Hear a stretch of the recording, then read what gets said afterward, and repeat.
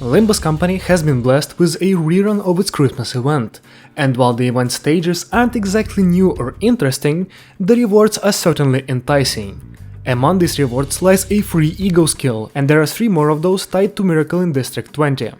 And while it's true that these skills are very jolly and cheerful, some of them are actually potent tools on the battlefield that cannot be ignored. In today's video I want to go over the 2 Christmas sets of ego skills in Limbus company, Holiday and Christmas Nightmare, and figure out if they're good or bad and whether you should or shouldn't use them.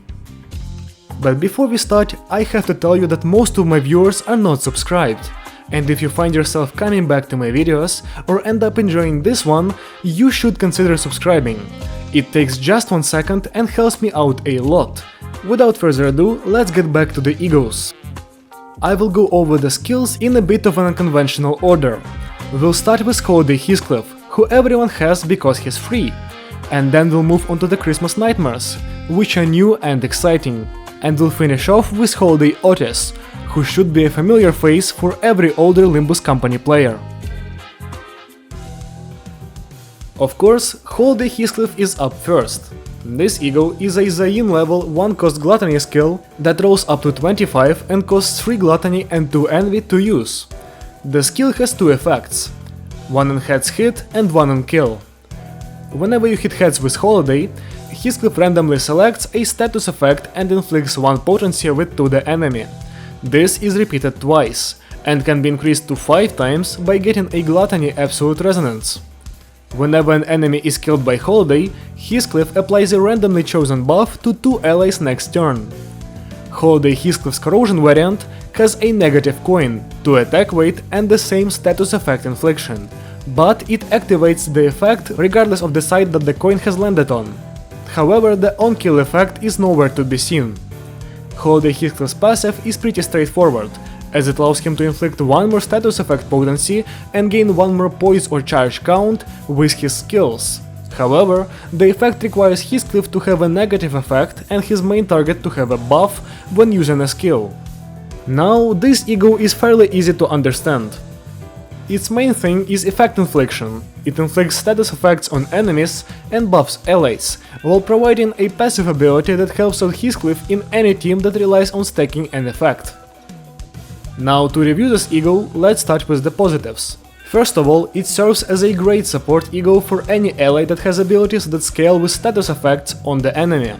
The most notable synergy here is Rinyi Sung, who is a very powerful and versatile identity that can find itself alongside Heathcliff on many teams. And Holiday can give more consistency to Rinyi Sung's strongest skill, making this combo something you can bet on in most circumstances. Another strength of Holiday Heathcliff is its offensive output. 25 power is a nice number for an ego that's mostly used for its utility. And combined with its relatively low cost, Holiday can be used in gluttony-heavy teams to win clashes that might be difficult to beat normally. But really, I don't want to bait you any longer. Let's move on to Holiday's weaknesses, because it certainly has a few. First of all, the most obvious weakness of Holiday is its consistency. At Uptice 3, you're required to hit heads with this ego to activate its effect. And considering the 20 SP cost that Holiday has, this is easier said than done. Oftentimes, you will find yourself missing that coin flip and getting nothing out of this ego, which makes Holiday an ego skill that can provide no value at a 25% chance, which is not something to be proud of. The second inconsistent part of Holiday Heathcliff is the effect itself. You're inflicting random status effects on the enemy, without any control of what you get. And unlike Rinyi Sung, whose inconsistency is made up for by the fact that he inflicts count, which is something a lot of teams need, Heathcliff inflicts a worthless amount of potency that can only feel impactful if you max out the effect and win every single 20% chance. Speaking of maxing out the effect, it requires gluttony. That gluttony is also present in Holiday's cost, and this sin affinity makes this already niche and weak skill utterly useless. Most teams do not produce gluttony, or produce very little of it and have better uses for their limited reserves of this resource. The one team that has a ton of gluttony is Rapture. This team is actually really good for Holiday's skill effect as well, as Gluttony Absolute Resonance is very easy to make in it. However, Rapture doesn't benefit much from the added potency from Holiday, and also the passive of this ego, while potentially very good for 7 Association Heathcliff, is too limited with its proc conditions for you to get any value from it. Overall, Holiday Heathcliff is a weak ego, and that's even without going into the fact that Heathcliff's base Zayin ego is really good and should not be swapped out at all. Before anyone asks me about this ego as Transpin 4, I'll tell you this much. Even though the numbers of Holiday Heathcliff go way up with this upgrade, the core issues remain. It's still inconsistent and it still has a very awkward cost. Personally, I would rate the skill a 3 out of 10. Moving on, let's actually get into the juicy new egos from the Christmas Nightmare set. Now that they're finally up for crafting, I can review them, and in fact there is a lot to talk about. We will start with Ishmael, because she's got an awesome design and I love looking at her. Christmas Nightmare Ishmael is a high level 2 coin sloth skill that rolls up to 22 and has an attack weight of 3. This ego costs 4 sloth, 1 gluttony and 2 pride to use. Ishmael has a lot of effects, so let's go through them one by one. First of all, this ego skill deals plus 1% more damage for every SP value below 0 on the target. Before attack, Ishmael gains tremor count equal to 5 plus the highest resonance. After attack, she heals 10 SP if any target is staggered, panicking or has low morale. The first coin of the skill inflicts 5 tremor count, and if the enemy is not staggered and has high SP, it also inflicts 5 sinking and burst tremor while reducing the target's tremor count by 2. The second coin also triggers a tremor burst. The corrosion variant of this ego is very similar, but has more weight and weaker coins, so let's not waste much time on it. Christmas Nightmare Ishmael's passive is a Gaze in the Shadows, and it allows allies to gain 1 more tremor count from skill effects, up to twice per turn. That gain is doubled against staggered, panicking or low morale targets, and it doesn't stack with ego gifts with the same effect, which nobody cares about. Christmas Nightmare Ishmael is an interesting ego skill that tries to play into both sinking and tremor, and for good reason, as Ishmael has a strong identity in both of those teams.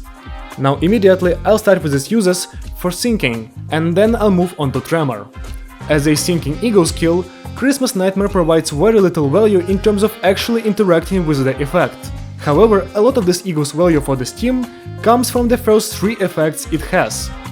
The additional damage from negative SP on enemies allows Christmas Nightmare Ishmael to serve as a damage dealing ego skill against human encounters. I wouldn't put it above other egos Ishmael has, notably Threadspin 4 Ardent Blossom Star and Blind Obsession, but Christmas Nightmare does have a very different damage type from those 2 ego skills, so it can be used in specific scenarios to delete enemies while running a sinking team. Additionally, the after attack effect is almost guaranteed to proc in a sinking team, making the effective cost of this ego just 10 SP. However, probably the best part of this ego for a sinking team is how it interacts with tremor. That might sound illogical, but stay with me here. Mauler Boatworks Fixer is the identity Ishmael is guaranteed to run in sinking. This identity serves as a powerful sinking inflictor. However, she also stacks tremor on herself to increase her offensive capabilities. One use of Christmas Nightmare, even without resonance, is enough to hit Ishmael's conditional on her skill 2 and her first conditional on her skill 3. Of course, resonance chains are pretty common in sinking, and Ishmael already generates tremor on herself, so it's safe to assume that she's going to be hitting even the second conditional of her skill 3 after 1 Christmas Nightmare. This empowers Risky Judgment a ton, as it can now reach 24 power and inflicts 3 fragile next turn. However, Tremor gain isn't the only thing that works well here. Tremor infliction also helps out Mauler Ishmael, as her passive allows her to inflict more sinking count against enemies with Tremor. Overall, this ego's use in sinking is very tightly bound to Mauler Ishmael, meaning it's pretty worthless for this team if you don't have her. The one weakness it has is its cost, as the Nefarious Gluttony strikes again, this time forcing you into picking Spicebush Yisang or Dieche Mersault, both of whom are pretty underpowered picks. As for Tremor, this ego works really well with Swai Ishmael. I won't go into detail as it's mostly the same deal as with Smaller Ishmael, however a notable change here is the fact that Christmas Nightmare will pretty much never be used for damage, and instead it will be used for its passive, Slot Affinity and Tremor bursts whenever the enemy is staggered and Ishmael doesn't have her third skill. As for the main weakness of this ego in Tremor, its cost will not be a problem, as Gluttony is produced in this team.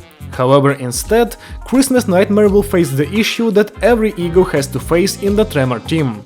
Cavernous Wailing and Everlasting are simply more impactful, and thus will always take priority over any other ego. Though there is a case to be made for Christmas Nightmare to be used over Everlasting against human encounters, as it can burst Tremor on multiple enemies at once. Also, Threat 4 for this ego only gives it one more Tremor burst, which is kind of crazy, but actually decently impactful when used alongside Cavernous Wailing. I would rate Ishmael a solid 7 out of 10. Next up, we have another one of the new ego skills, Christmas Nightmare Gregor. This ego is a high level 2 coin sloth skill, but it rolls only up to 20 and has 5 attack weight. Much like Ishmael, Gregor deals more damage to lower speed targets, inflicts Tremor and Sinking, and bursts Tremor all in one skill. However, Christmas Nightmare Gregor does have some unique effects that are very different from those of Ishmael. After attack, Gregor heals 10 SP and gains 1 attack power up next turn if he is at max HP.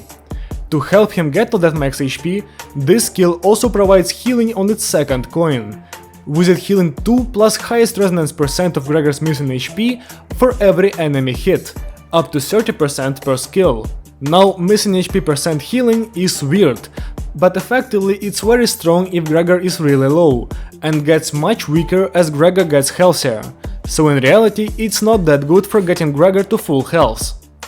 The second coin of the skill also inflicts 1 attack power down next turn on staggered, low morale or panicking enemies.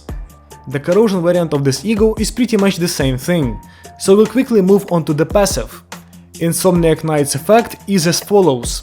At combat start, all enemies are inflicted with 1 offense level down or 1 defense level down a number of times equal to staggered, low morale or panicking enemies, 2 times per turn.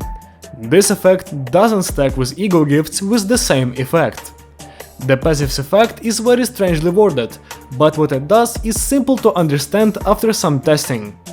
At combat start, every enemy is inflicted with 1 offense or defense level down, the effect chosen at random. The number of repetitions for this action is equal to the amount of enemies in the necessary states, and caps out at 2. Now, unlike Ishmael, this ego doesn't really have 2 sides to it. Gregor simply doesn't have a good Tremor ID, so we're forced to look at Christmas Nightmare through the lens of Sinking.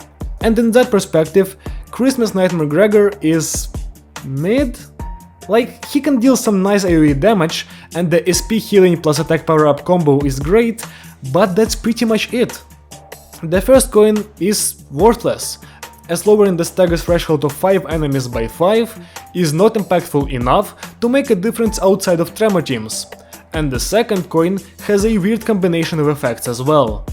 The amount of healing it provides is very low, especially compared to Gregor's Lantern, and Sinking plus attack power down is genuinely an anti-synergy.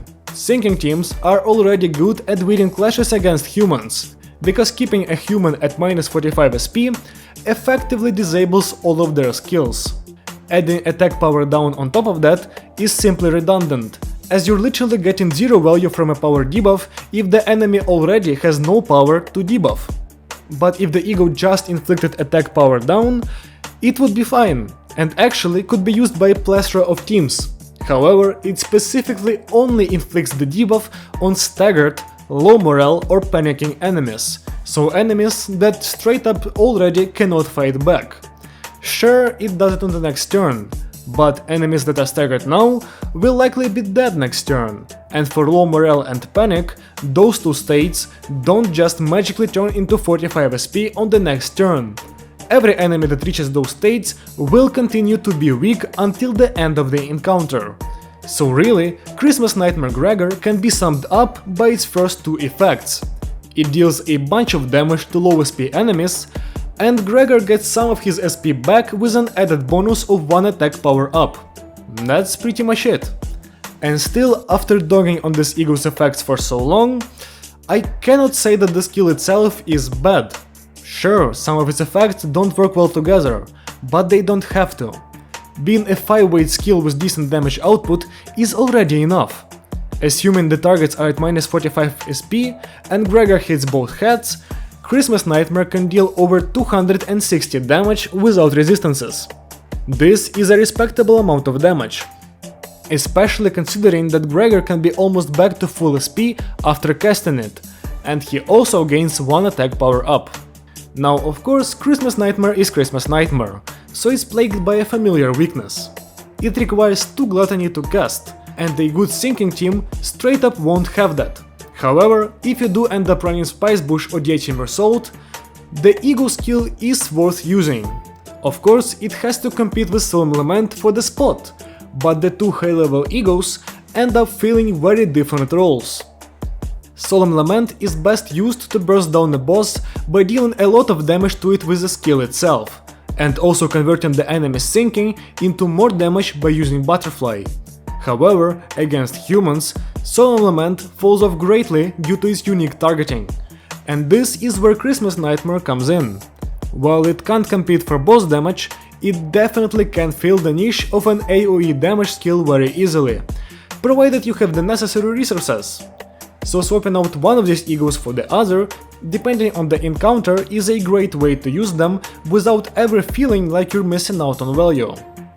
Overall, I'd rate Gregor's Christmas Nightmare a solid 6 out of 10. It's costly, but it deals good damage, so it can definitely be used. Also, Threadspin 4 improves a lot of this eagle's numbers, but I can't say that it's a worthwhile investment unless you have literally every other good eagle skill at T4 already. And finally, we have Holiday Otis, a familiar face to many seasoned Limbus players. And honestly, I don't want to waste much time on this eagle skill, because everyone should know by now that it's pretty good. Holiday is a high-level 1-coin Wrath eagle skill that rolls up to 31 and has 3 attack weight. On hit, it triggers Tremor Burst, and after attack, it applies 1 damage up for the highest resonance affinity to 3 allies with the least SP, and then it heals those same allies by 20 SP. The corrosion variant of the skill has 1 more attack weight, a lot more offense level, and a slightly higher max power, but it's a negative coin skill, with some awkward effects, so I won't be talking about it. Finally, Holiday's passive is Fire Presence, and it allows Otis to inflict random status effects on enemies whenever she buffs an ally, up to 5 times per turn. This eagle belongs to a very important subtype of eagle skills in Limbus Company, that being SP recovery. By virtue of having that effect, Holiday Otis is automatically classified as strong, and the additional damage up, in conjunction with its passive, makes Holiday even more useful. However, there are 2 more reasons as to why this eagle is present in most teams when you're using Otis. The first one is its cost: 2 Lust, 1 Sloth, 3 Pride and 2 Envy. This cost might seem kind of high, until you realize that Lust, Pride and Envy are some of the most common sin affinities in the game, and getting 1 Sloth isn't that hard for most teams. This very attainable cost makes Holiday Otis a versatile recovery pick that can be used in many teams, and serves as a powerful secondary SP healing tool to Fluid Sack. The second reason for Holiday's effectiveness is its competition. Unlike Ishmael and Gregor, both of whom have other strong high-level eagle skills that compete with Christmas Nightmare, Otis has much more niche eagle skills in her Hay slot. Ebony Stem is a very expensive damage button that is only really needed in Rapture for its passive, and Dimension Shredder rolls lower than Holiday while having effects that do pretty much nothing outside of charge. This allows Holiday to comfortably remain your best high-level pick in 5 other teams, making it a reliable tool in a lot of scenarios. Overall, Holiday Otis is simply a good eagle skill that fills a high value role, rolls high and costs little. Yeah, sure, it's not groundbreaking, but it's a tried and true instrument that helps you win easier. Also, its Stresscan 4 allows it to target one more ally with its effects, making Holiday even stronger as a recovery eagle. I would rank this eagle a solid 8 out of 10, or actually 8.5 out of 10 if you allow me to get into decimals. And with that, we're done with the Christmas eagle skills of Limbus Company. Many of them are strong, Holiday Heathcliff not so much. If you want to add something, or have an urge to call me stupid from my perspective, feel free to leave a comment down below. I assure you, I read every single one. And if you enjoyed the video, consider leaving a like, and maybe subscribing to not miss more videos like this. Walpurgisnacht is right around the corner, and you best believe I will be milking that event for all it's worth when it comes out. Thank you so much for watching, and I hope to see you again soon. Goodbye!